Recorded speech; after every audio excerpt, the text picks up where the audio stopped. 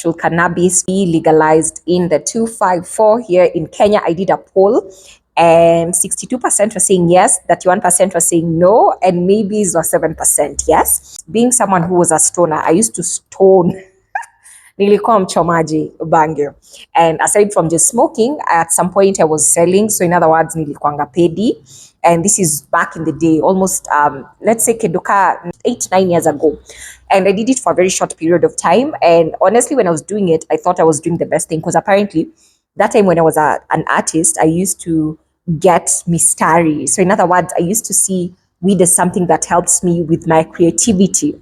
And I thought if I don't stone, I won't be creative enough. And also I used to like that euphoric feeling, right? So one of the things I'm going to say is this. Personally, I do not support the legalization of cannabis here in the 254.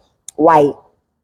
Being a transformational coach and a transformational speaker, I deal with a lot of young people. I go to high schools, I get to go to universities and campuses and institutions, and you get to meet a lot of students who reach out and tell you that this is something they're struggling with. In other words, they become dependent on cannabis, right?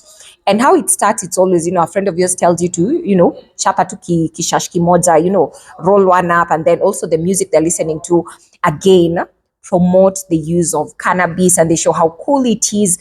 I think it's the whole idea of that euphoric feeling. And the idea behind it is that euphoric feeling that gets you high and makes you want to fly, or you feel like you want to fly, is what people are leaning towards in the name of, it's a recreational drug, it does no harm, it's a herb, it comes from the earth. And I'll say this, let the government control what is being produced in terms of medicinal cannabis, meaning even the place where it's being produced, the government knows, they've been authorized, like zimeangaliwa ile kabisa kabisa, everything that is being put in the bangi imeangaliwa. And why am I saying this? There was a documentary on BBC, and in this documentary, me, I was so shocked. Let me not lie to you, I was so shocked. There's a time I used to smoke bangi fulani, and ilikuanga zile bangi unapatiwa kwa machuo. Unavuta bangi, then you feel like your hands are smelling like shit, like literally like poo shit. And I was like, mbona hii bangi inanuka hivyo? Then I watched this documentary, it was on BBC. Documentary imefanywa in Sierra Leone, it's a country here in Africa. So what happens, apparently now they're getting to a place where, aside from just mixing the poop, like literally they go to the latrine, they pick up poop, they dry the poop, they add some, methane inside, and they mix it up, they crush it, and they add it to the weed so that it gives you a different high and it gets you addicted. Aside from the poop thing about it, in Sierra Leone, apparently, they are going to grave sites, they are going to dig up dead bones, dead human bones. They're taking the bones, they're crushing these bones. And this is a documentary, it's on YouTube, by the way. You can go and watch it. They crush the human bones, they mix it in the weed, and that's how they sell it. So the girl was doing this documentary was saying, it's so interesting how you find young people who look like zombies, like somewhere ushaipatana na watu wanavutanga bangi, and then unaona ni kama msee ni zombie, like yuko lakini hayuko. One, you see that euphoria feeling that is making people say it should be legalized because it's recreational, you feel nice. Yes, they get that euphoria feeling, but then again, they get to a place where they don't want to shower, they don't want to do any work. All they want to do is stay high all the time because it makes them feel like they want to fly. It makes them forget all their problems. And the issue is, we cannot say that weed is the solution to dealing with life issues, because the life issues will never go away. People have to get better at dealing with their emotional, intelligence, get better with their mental health, so that they're able to literally have ways of dealing with the day-to-day life issues that happen. Kama ni struggles, they're able to deal with them, but running away is never the solution. A lot of times watu wakivuta bangi, and this is from what I've seen in high schools, and the students who are smoking, of course, hawana do ya kununua the high-grade shash apparently, or the good marijuana, right? So what happens, they buy ile ya 20 bob, 15 bob yenye imeroliwa na pediwa mtaani. Remember where these people are making this weed, it's not at a clean environment. They put other things, they're lacing the weed so that they can get addicted. And I'll say this, hii kitu ya weed iko na two ways. One, it could be the medicinal value yenye iko nayo. The other one, it could be people who want to make money out of addicts. And this is because if kuna addicts wengi in our country, there has to be institutions where these people go. There has to be NGOs which are helping these people. So in other words, as much as some people are supporting this whole thing, it could be from a place of, we want to make money out of the catastrophe that is going to come. And kama sahi, if you come from a place where you've been impacted by marijuana smokers in your family or from, your nuclear family, your extended family, or your close friends. If you know someone who's addicted and literally dependent on marijuana, you know the issues that I'm talking about. These people get to a place where they have to steal to sustain their behavior because apparently they do not want to work. They are a nuisance in the society. So how can we legalize something that plays a big part in the issues that we're having in our society? It does not make any sense.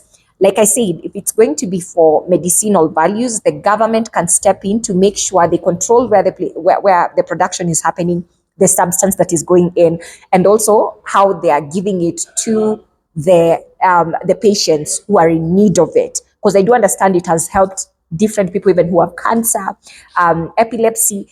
Weed has helped some people, but then again, we can't say that it is okay, let it be legalized as a recreational drug. There's a time we were in a high school, and then in that high school, students, after we had our guidance and counseling session, they came with rolled weed, and they were like, yeah, they're in boarding school, but they're still able to get access to it. So you can imagine if this thing is legal, if they can just buy it and smoke it from anywhere.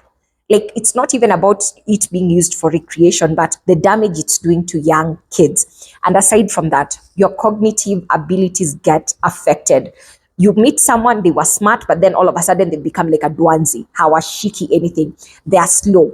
You find someone, you're trying to have a conversation with them, they cannot literally speak to you well because now they become even slow in terms of how they speak. The other thing, it affects memory. So you're in high school, you're already smoking, or you started, because we have even primary school students who are smoking weed. And these kids, you expect them to go through school understanding what they're being taught and becoming people in our society. It cannot work. I was watching a documentary again on weed. There's so much you can learn on YouTube. Then they were showing some of the people who get paranoia and hallucinations. So you see someone is so paranoid to a point of they're taking a whole machete and a knife, they're stabbing themselves and they're not feeling anything because they're not in control of their mind. So as much as we're talking about, legalizing weed in our country, the negative side outweighs the positive side. Watu wako na do wanaweza nunua the good shash, si ndio? Wanaweza nunua ile shash poa, lakini mse wa mtaani mwenye anasema legalize hii kitu, mtu wangu yeye mwenyewe pedi wake kwenye anatoa bangi yake na venye anairoll, hata uwezi anza kuexplain ya watu, because this thing is being laced. Because at the end of the day, the only way a pedi is going to make money is if you are addicted. So you become a clientele mwenye hapoteangi because you need the drug. You get to a place where you cannot do a day without smoking weed.